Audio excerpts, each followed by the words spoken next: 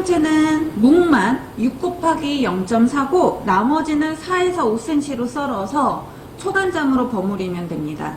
김은 물이 젖으면 안 되니까 다른 그릇이나 봉지에 넣어서 보관을 하시고요. 고기는 항상 받으면 키친타올 준비해 두시면 되겠습니다. 3개 다 데쳐야 돼요. 묵, 숙주, 미나리. 그래서 물을 끓이면서 작업을 하시면 되겠습니다. 먼저 숙주 손질 한번 해볼게요. 다른 거부터 손질하셔도 괜찮습니다. 숙주는 머리, 꼬리 이렇게 거두절미를 하셔야 돼요. 자, 거두절미, 잡채, 탕평채는 하셔야 됩니다. 머리, 꼬리 떼가지고 데칠 준비 할게요. 시간이 없을 때는 바로 이렇게 체에다가 올려놓으시면은 편하겠죠, 훨씬. 그래서 저는 이렇게 준비해 보겠습니다. 숙주를 4cm로 맞추진 않아요. 숙주는 머리 꼬리만 떼시면 돼요. 이거를 칼로 이렇게 재단하지 마세요.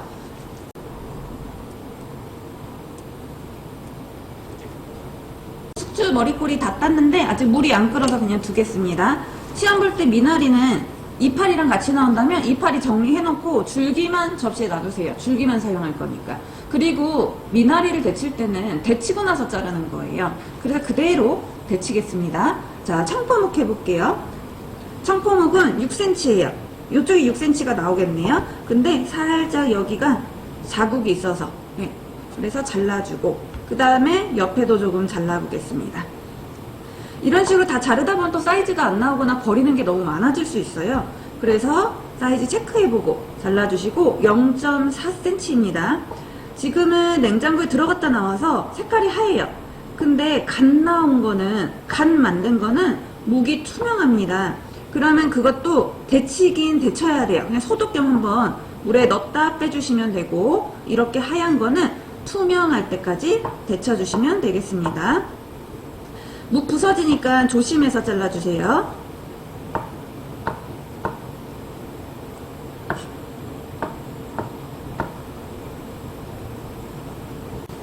묵은 잘라두었고요. 이제 데쳐볼게요. 약간의 소금 넣어주시고, 물이 끓을 때 데치는데 데치는 순서는 크게 상관이 없습니다. 준비된 거부터 데쳐주시면 돼요. 물이 많아야 체에 받쳐서 데치기가 쉬워요. 그래서 이렇게 데쳤다 빼고 이 물은 또 쓰면 되거든요. 물을 계속 새로 끓이면서 이 세 가지를 각각 새로운 물에 데치실 필요는 없습니다. 숙주 양이 많지 않기 때문에 한 5초 정도 데쳤나봐요. 찬물에 헹구고 바로 물기 빼주시면 돼요. 그 다음 미나리 한번 데쳐볼게요. 미나리도 역시 마찬가지예요. 미나리가 그렇게 굵지 않다면 한 5초 정도면 되고, 양이 많고 굵다면 10초 정도면 돼요. 이게 한 단이 아니기 때문에 금세 데쳐집니다. 자, 이렇게 해서 찬물에 또 헹구고, 찬물에 헹구고 물기 뺄 거예요. 묵은 조금 시간이 걸려요. 그 다음에 이게 마지막 단계에 데치는 거니까 제가 그냥 바로 이렇게 넣어보도록 할게요. 묵은 5초만 하시면 안에 그대로 하얘요. 투명할 때까지 데쳐주셔야 합니다. 그 사이에 이제 물기 제거하고 밑간을 해보겠습니다. 숙주는 부러지지 않을 정도로 데치면 됩니다. 양념은 소금 참기름이에요. 숙주, 소금, 참기름.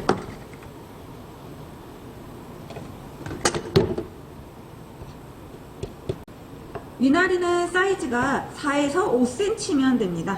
그래서 데치고 나서 이렇게 한번 잘라두었고 따로 밑간을 하지는 않았습니다. 자, 묵은 투명하게 데쳐졌습니다. 나는 투명한 게 뭔지 모르겠다 그러면 제가 하나 안 버리고 놔뒀거든요. 색깔 차이 나죠? 하얀색, 투명한색. 이렇게 투명하게 데쳐주시면 돼요. 그리고 역시나 찬물에 헹궈 볼게요. 찬물에 헹군 후에 밑간을 하겠습니다. 밑간은 사실 책마다 조금 다른데요. 초간장이 나중에 들어가기 때문에 그냥 아예 간장 참기름으로 하셔도 되고 소금 참기름으로 하셔도 괜찮습니다. 제가 간장 참기름으로 한번 해볼게요. 간장이라면 약 한 작은술 정도 들어가고요. 그리고 참기름 한 바퀴.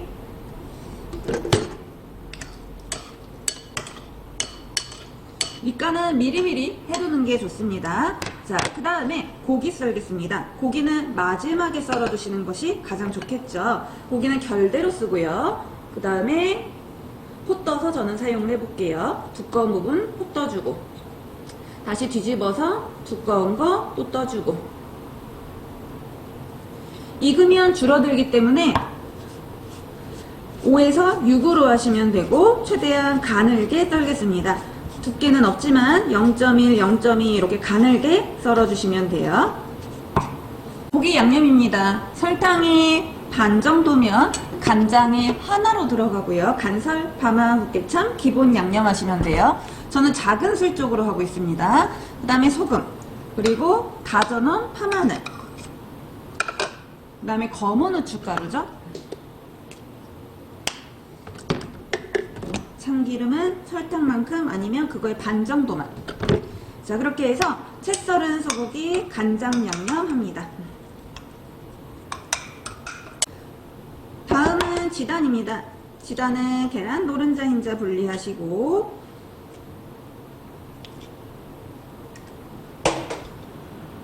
약간의 소금 넣어서 덩어리 지지 않게 풀어주세요.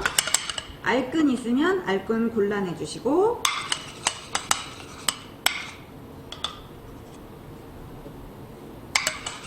탕평채에서는 생각보다 후라이팬 쓰는 건 많지 않습니다. 지단, 그 다음에 고기, 김이 있어요. 가장 깨끗한 거부터 양념이 적은 거부터 하시면 돼요. 그게 김이에요. 그래서 김을 팬 달궈질 때 그냥 바로 넣어주시면 됩니다. 자, 이렇게 앞뒤로만 바로 달구고요. 그 다음에 부셔서 나중에 지단 위나 아래에다가 깔아주시면 되겠습니다. 자, 그 다음 이제 지단이죠. 지단은 팬에 기름 두르고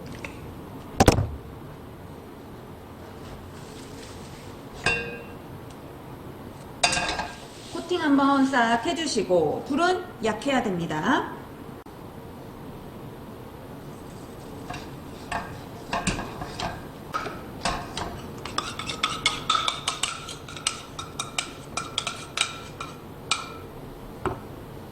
시험 볼 때는 시간이 촉박하니까 흰자 하면서 옆에 노른자 거의 동시에 하셔야 돼요. 불은 약불인데요. 만약에 불이 조금 세다면 중간에 꺼놓고 하시면 됩니다. 골고루 불이 안 갈 수도 있으니까 프라이팬 움직임으로 골고루 계란에 불이 닿을 수 있도록 해주세요. 이렇게 부풀면은 불이 센 거예요. 조절을 좀 해주셔야 되겠죠. 색깔이 불투명해지면은 이제 뒤집어 보겠습니다. 노른자는 다 익어서 꺼내고 흰자,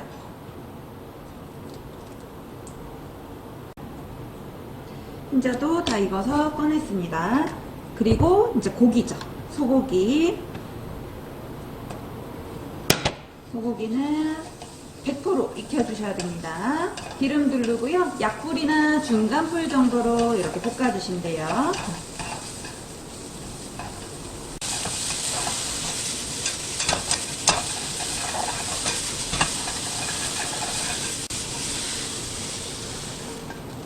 자, 고기 모두 익혔습니다. 지단 한번 썰어볼게요. 지단도 역시나 4cm.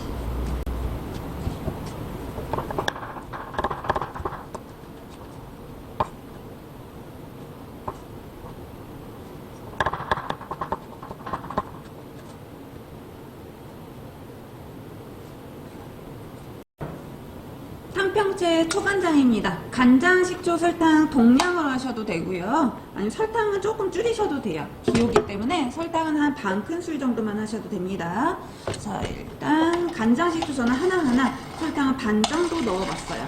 그래서 녹인 다음에 4가지를 모두 다 넣는 거예요. 묵, 숙주, 그 다음 고기 미나리,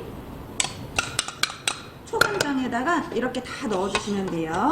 묵도 밑간에 넣고 숙주 밑간, 고기 볶아놨죠. 자, 이렇게 해서 가볍게 섞어주시고 완성 접시는 양에 따라 좀 다른데 반찬 접시가 될 수도 있고요. 약간 작은 접시가 될 수도 있습니다. 초간장은 미리 버무려 두면 물이 생기고 신맛이 날아가기 때문에 제출 직전에 버무려 내시는 것이 가장 좋습니다. 묵이 주인공이니까 최대한 버리지 말고 넉넉하게 내주세요. 김을 먼저 놓고 지단을 놓으셔도 되고요. 지단 위에 김을 놓으셔도 상관없습니다.